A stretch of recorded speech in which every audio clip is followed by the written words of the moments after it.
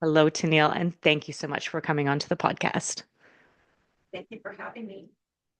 It is an absolute pleasure to have you. I'm looking so forward to hearing your story and you sharing your vulnerability. I know you have some amazing, amazing, amazing work that you have done. And I own one of your books, so I can't wait to dig into that. And we'll go from there, okay? So, let's start first with where are you tuning in from? And, how is your day going? I'm tuning in from my home. I live just outside of Saskatoon, southwest of Saskatoon, on an acreage. And I live with my husband and my two young adult children. And looking forward to no more snow and enjoying the sunshine today.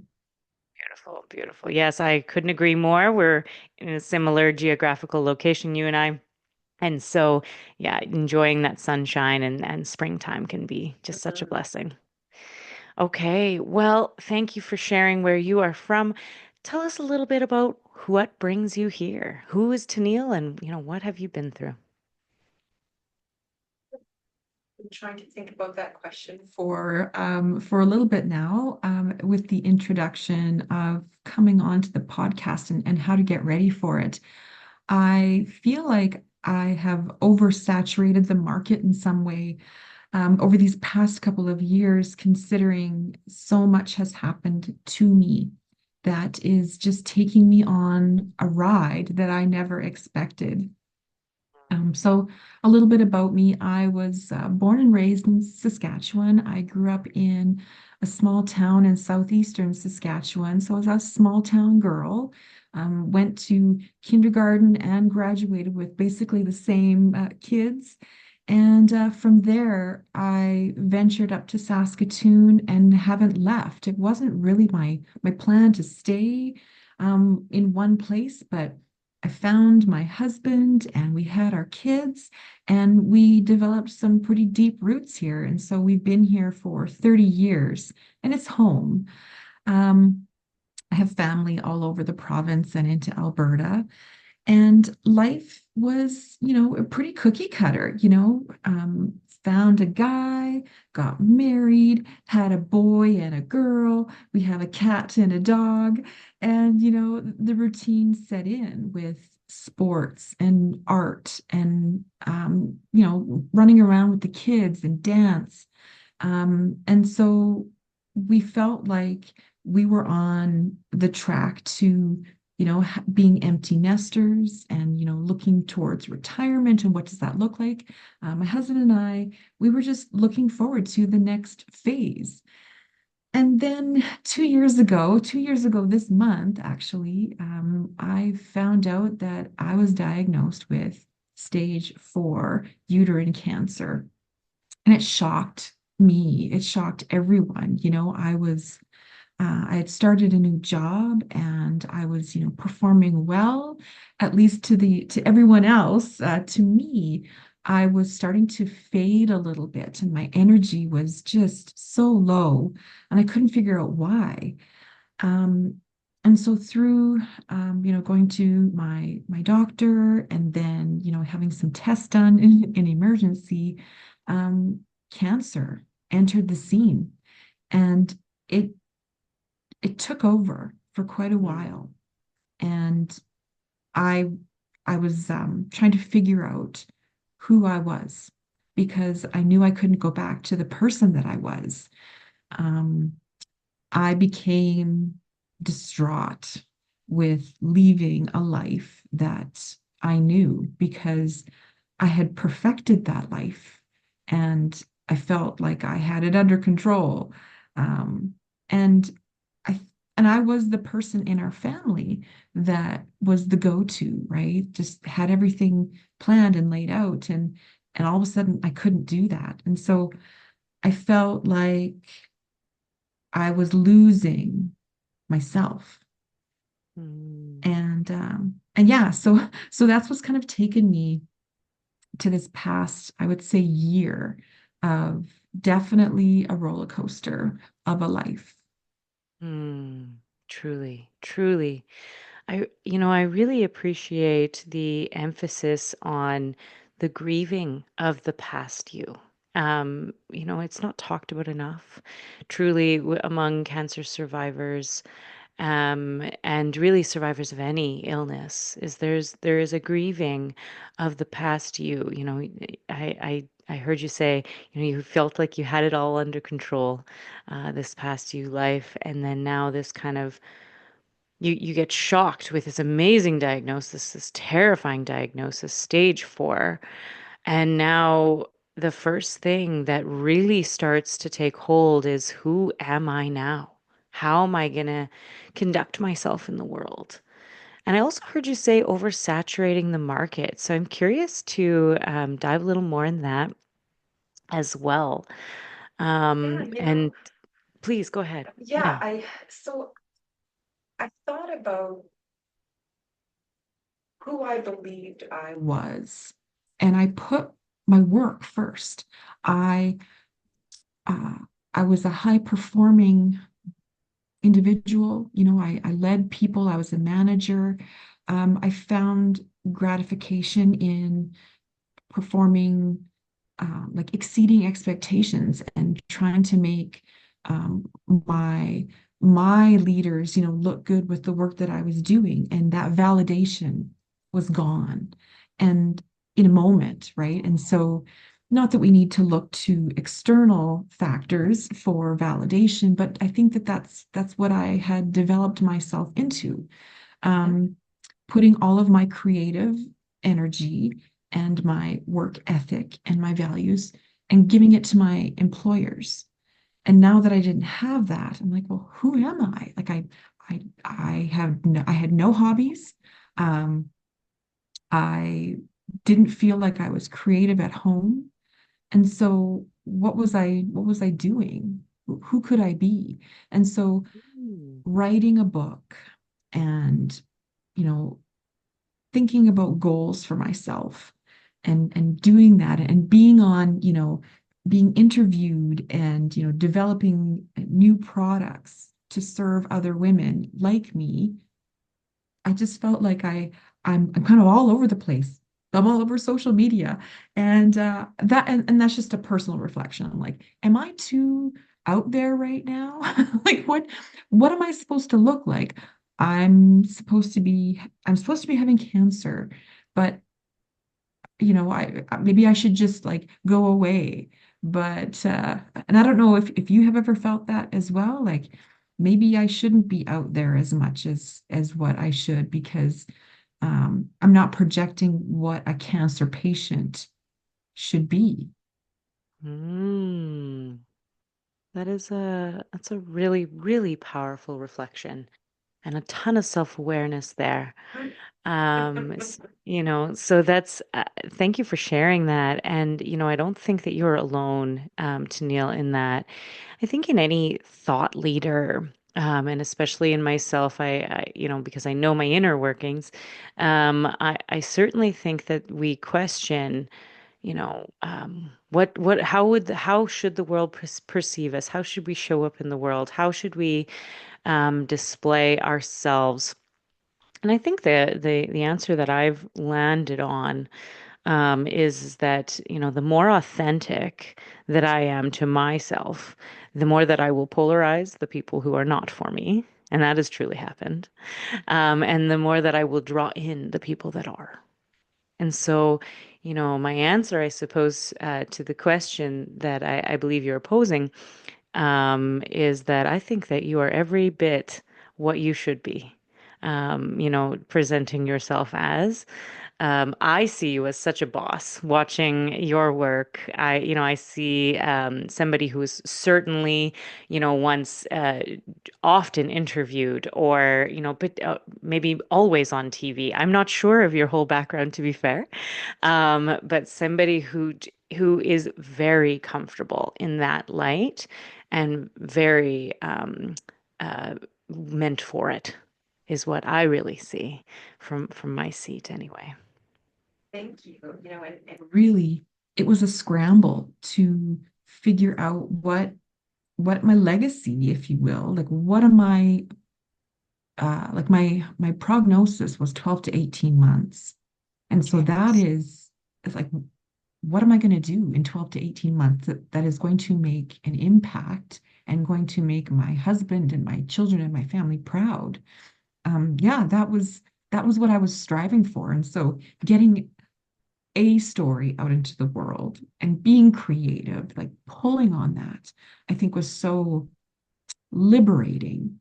And again, I talk a lot about control, but actually, I think what what cancer has been teaching me is to let go and just let go, but also let in, just what you said, let in everything good that is coming to me because of my journey and sharing that journey. So I agree with you 100%.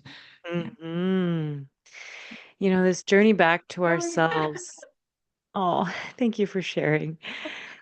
This journey back to ourselves is so, so powerful, and so hard. It is so unbelievably hard, from one cancer survivor to another. It's just unreal hard, to find who you are now. And the theme that always comes up over and over and over again among every survivor I've ever met is that cancer has taught me to let go and let in over and over again. It's unbelievable how these things that shake us as human beings absolutely teach us to let go. And and maybe not everyone. Maybe I just talked to a whole lot of inspiring ones. But certainly in my journey and the people that I have met, that letting go piece is just so powerful and really sets us free. Now, for the listeners at home, I'm curious, Tennille, can you let us in a little bit more on your journey? So we've got a prognosis of 12 months. You said 12 to 18. What was your journey like, for those who haven't read the book yet? Well, I started to feel some symptoms of what I thought was perimenopause. I'm Mm. 48, so at the time I was 46 and um, starting to experience, pain and some cramping and really heavy menstrual flows that just weren't letting up. And so, of course, I went and looked up online what this could be, and I was, reading everything that in line that was perimenopause. And I went to my doctor and I wanted to, get some help and some relief. And so, had an IUD inserted to help with the flow, and that didn't seem to alleviate anything. And so, uh, you know, 4 months later, I was in an emergency room with severe pain. And, it was the emergency room physician that, ordered the ultrasound and found a mass that was 13 centimeters by 18 centimeters. It was huge. And that is, women in our pelvic region, we can carry so much. And I didn't know until it was starting to put pressure on my diaphragm that Wow. this was so big, right? I don't know how long I was carrying this tumor, but so, had some emergency surgery. I was so lucky to be a part of a gynae oncology team here in Saskatoon. They took such great care of me. I was introduced into a clinical trial because of I say, the rarity of my cancer, because I also was diagnosed with Lynch syndrome. And Lynch syndrome is a genetic mutation disorder, kind of like, the BRCA gene that people are more familiar with breast cancer. And so I had some genetic testing done, and I have two mutations. So not just one, two mutations. And of course, it's passed down through the generations. And so with that, I was able to get into a clinical trial because immunotherapy for my type of cancer isn't approved yet in Canada. But I have uh, done 17 rounds of immunotherapy, since June of 2023. And next month will be my final round of immunotherapy. And then we wait and see. We wait and see if my body has learned how to figure out these broken cells that do not get fixed because of my mutations, and see if my body can figure out these cancer cells on their own. So it's exciting. It's scary again, right? It's another phase. And learning that this is a chronic illness, I'm learning to get past the prognosis, right? I'm 6 months beyond the 18-month prognosis. So again, it's a hazy horizon. I don't know what this is going to look like for me, but I'm hoping that my journey in this clinical trial can help others, other women like me, to get this approved so that others can be helped. Beautiful, beautiful. I feel like I'm just jumping for joy in my in my seat here. Immunotherapy is just, I just can't say enough about immunotherapy. I just love immunotherapy. You hear stories and, oh, I had this stage 4 and now I don't. And it's just the most extraordinary thing. So I'm sorry that Lynch syndrome is part of your life now. I know a fair amount about Lynch syndrome. We've discussed this in the past. My husband's family has Lynch syndrome. And so, I know it's a really scary gene, and it's certainly a really difficult thing to hold on to. But I am glad that these things line up to save us and to save our lives, and that in this case, there was something that is awful and terrible, but it did in fact have a huge saving grace to it as well. And Yes, so, yes. yes, and so congratulations on that. I'm curious if you're comfortable sharing. You've got this 18 centimeter to begin with. Have they tested or seen where the size is at now? Yes, so the tumor was completely removed. And then following that, so every 6 weeks, I would go for treatment. And every 9 weeks, I would have a CT scan. And so that's what the clinical trial doctors and nurses would be following up on. And so I had lesions in my pelvic area, lesions in my lungs. That's what got um, the diagnosis of stage 4, the staging to stage 4 is because it spread to my lungs, and in my liver. Yeah. So over time, those lesions started to, like in the beginning, the lesions started to shrink, and then they became stable, and everybody was like, yay. And I was like, okay, that's good, but I would still like them to shrink, right? Everything wasn't just good enough. I wanted more, right? Fine. The lesions, like, they continue to shrink, and we just we take one step at a time. Okay. Okay. um just just a couple of weeks ago, well, no, I and Christine, maybe I'll talk about this, but I'm it's still so new. And again, Fine. I want to be transparent because this is all part of sharing my journey. So even though I am, projecting a lot of, I'm getting through this, and, every day is different for me. I get the highs and the lows and the roller coasters. So even though the CT scans are showing that the initial lesions are shrinking, my silly appendix has decided to double in size, and we Okay. don't know why or what it's related to. Okay. So I don't have any acute pain, so they're not thinking it's like acute appendicitis. So I had a colonoscopy a couple of weeks ago, and we have booked an appendectomy to happen in less than 2 weeks, and then pathology will tell us what the appendix is doing, or what's going on. So it's never it's never one and done, right? I will be a chronic, complex patient for the rest of my life, and I'm still learning to accept that. I feel a sense of calm actually because of this. I don't know why. My fear Hmm. of needles is going away. My ability to get myself to and from my appointments without crying is kind of going away. It's becoming just a part of who I am, right? Those things that you have to do. So, um, yeah, maybe once the date gets closer and I'm like driving in to be admitted for the surgery, who knows? But for now, I'm just let's get that appendix out and see what happens next. Fine. Fine. Yeah. I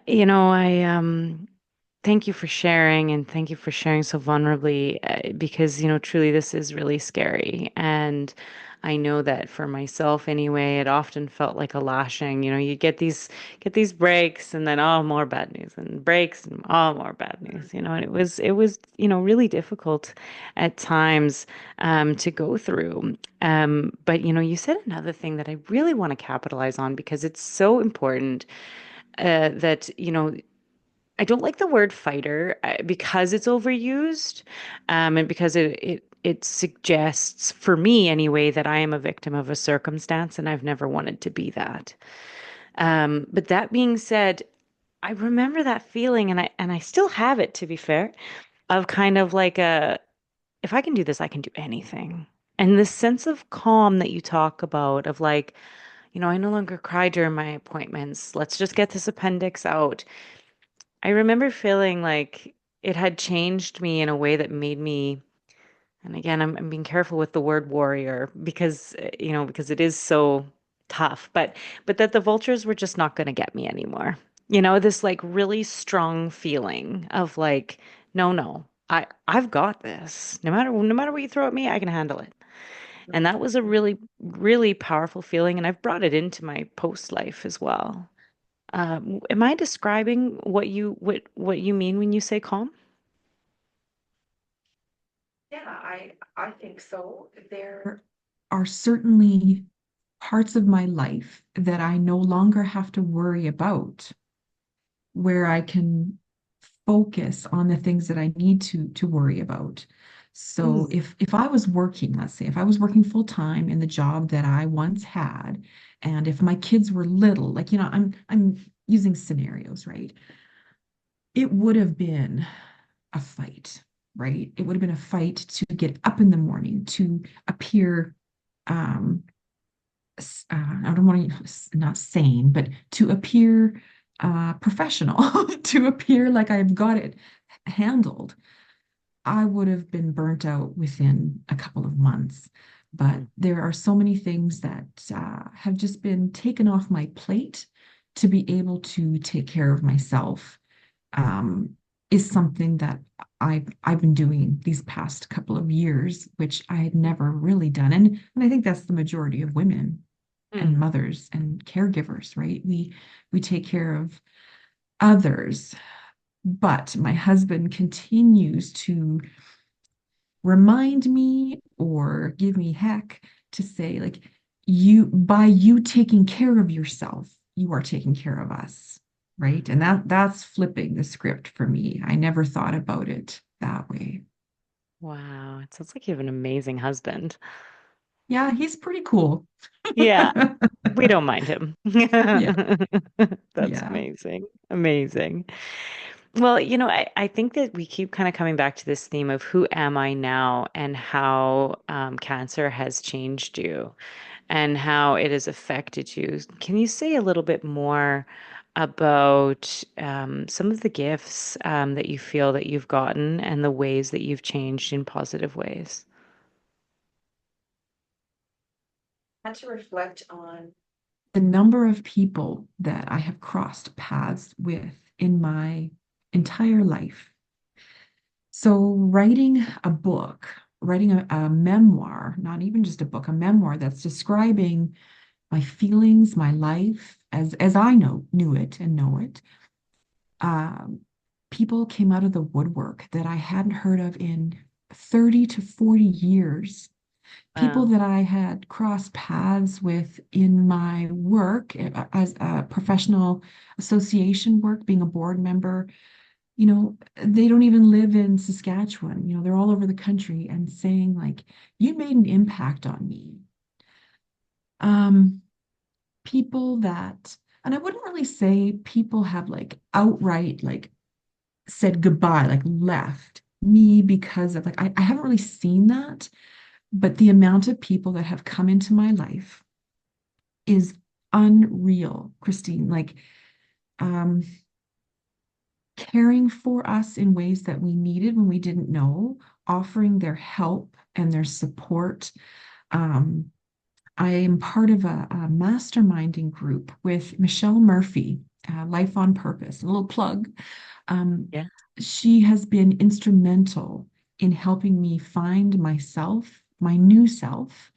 And in that way, I have learned to set goals for myself, to be of service to others as well. And so, um, not just I could have just crumbled and gone inward and poor me and Hmm. everything is about cancer and I didn't want to be Tennille with cancer. I'm more than that. And so by offering myself to others, I have just met an amazing group of people who I don't know what I would do without them now. Yeah. Yeah. Yeah. Oh, that's beautiful. That's beautiful. And I'm hearing a lot of like showing more of yourself in your true essence has brought these people in. And sharing more of your vulnerability, of your story, of everything that you've been through, that has brought the people in. And isn't that a testament to, how we go through life not wanting to, make a scene or show up in a way that, others might be bothered by us or whatever else, stay small, keep quiet. But then the moment we choose not to do those things, the moment we choose to make a scene, that is when the people come out of the woodwork. That is when our tribe shows up. That's when our people show up. Yeah, I have absolutely felt that. Yeah. Yeah. Yeah. Oh, that's beautiful. Amazing, amazing, amazing work. You are such a testament to strength and really grace in such an amazing way. To talk to someone who has the chronic disease of stage 4 cancer, and to say, my life has really become quite beautiful is just not something that you expect to hear, and yet here you are, and with so much hope in your heart. And I think that is what carries us through these experiences. And you said, I could have let myself crumble and go inward, and that happens. It does, but it takes a lot of strength and a lot of bravery to flip it and flip that script, and say, no, no, this is going to make me better and not bitter. And that's just an extraordinary attribute to Neil. I was as we do, we follow cancer forums or we hook into some social media folks that are being so vulnerable and sharing their journeys as well. And so I've done that as well. And I followed this young man who's in his 30s and he got diagnosed with cancer and like the day he found out he posted a story or a reel saying like I have this cancer and the flack that this young man received about capitalizing on his cancer, like how dare you, right? And that struck a chord with me. I was like, am I doing that? Am I capitalizing on a situation that it is serious? And I am not um I haven't shared we don't share everything about our journey, but I'm sharing Right. enough that Hmm. and projecting, a presence where I Hmm. think, are people thinking that about me as well? And then Mm. he said, "You're right, I am. This is what I do for a living, and my income has could change. And this is what I do for a living. So you're right. This is my story, and I'm capitalizing on it." And I was like, "Oh, good for you. That's what I needed to hear too." Yeah. Um, yeah, it's Yeah. our story. It is. It's truly our story. I couldn't agree more. And, I've I've had people call me on it too. So you're not alone in that fear. And oh, how dare you? Like this is a real thing and blah blah blah. Mm. Blah. And the fact of the matter is that, a person who has been through abuse and now speaks on stages to women who have been abused, aren't they? But they're still helping people. The person who became the person who became a psychologist and went to school because of their experiences, aren't they? I think the world is made up of people who have the bravery to take their story and turn it for good, and that retribution and remuneration is part of what is a part of the necessity of life. So for someone to say you're capitalizing on it, well, that's like saying an oncologist is capitalizing on their schooling.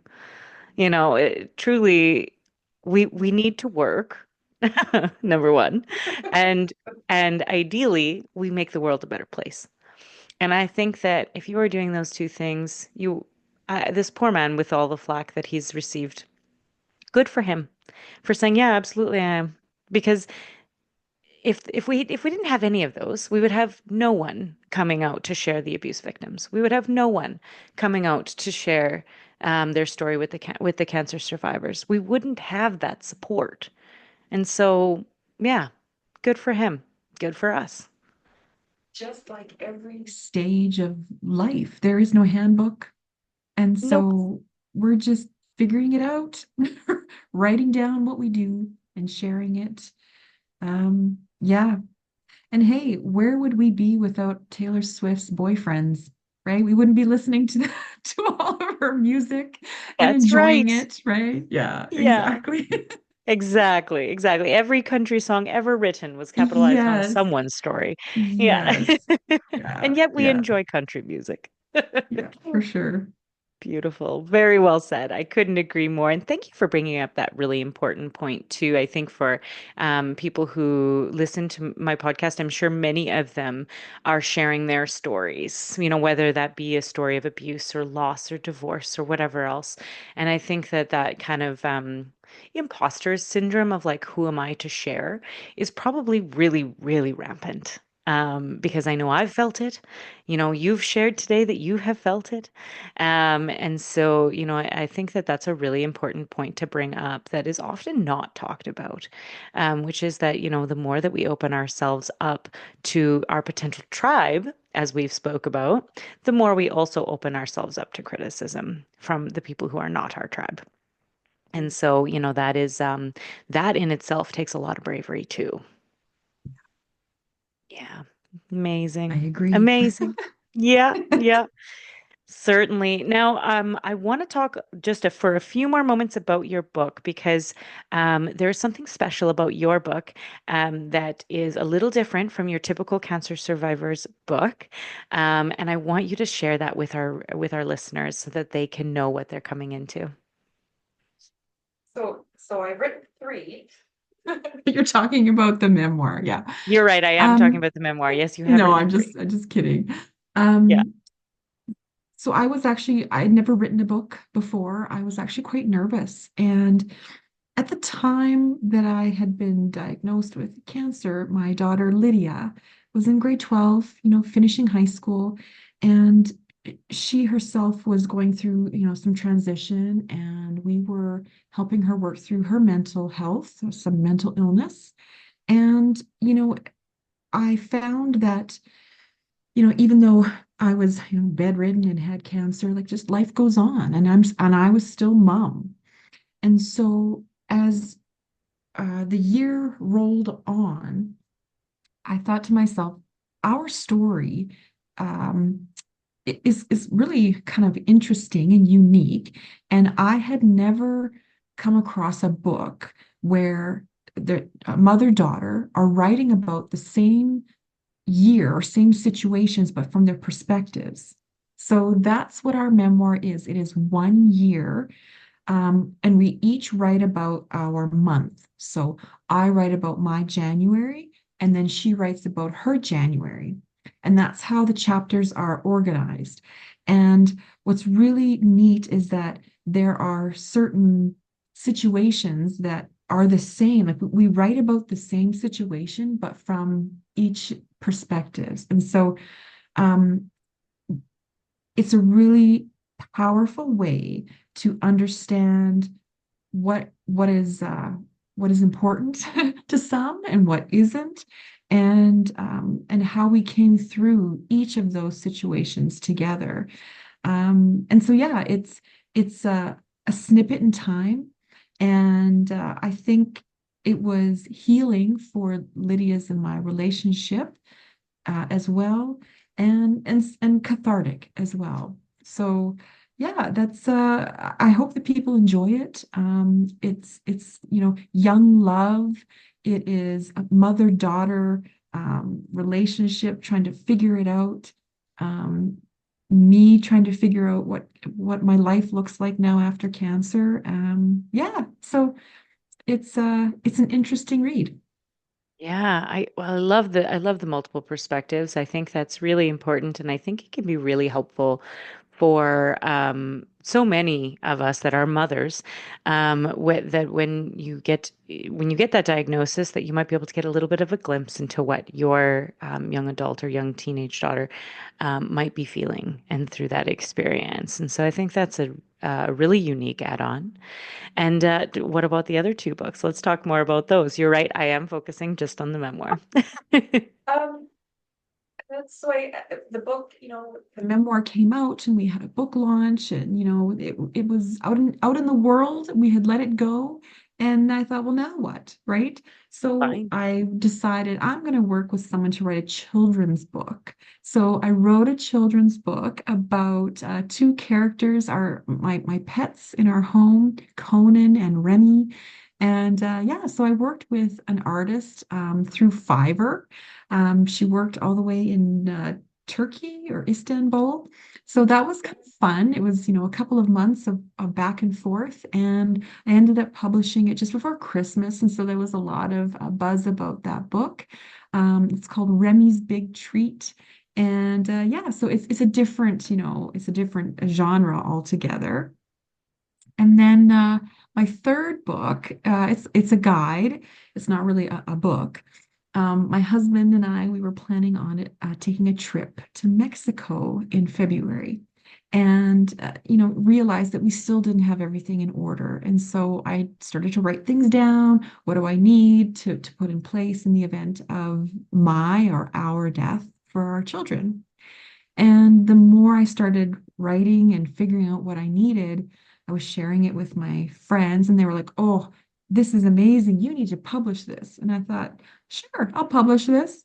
And it's just been taking off like you wouldn't believe. So people are enjoying it, whether it's in a digital copy or in a paperback copy. So yeah, that's from September to now, 3 books. And yeah, I'm enjoying that process. Yeah, absolutely. I feel like we're just gonna wait on number four at this point. It's something you're enjoying. Excellent. Okay. Well, thank you so much for sharing and truly for being on here today, Tennille. Is there any final thoughts that you wanted to leave with our listeners? I say find your people, find your tribe. Um, they will love you and they will care for you, and let them in. Let them in. Mm, okay. Okay. Beautiful. Thank you. Thanks so much for being on the podcast today and for sharing your fantastic story. And we will chat soon.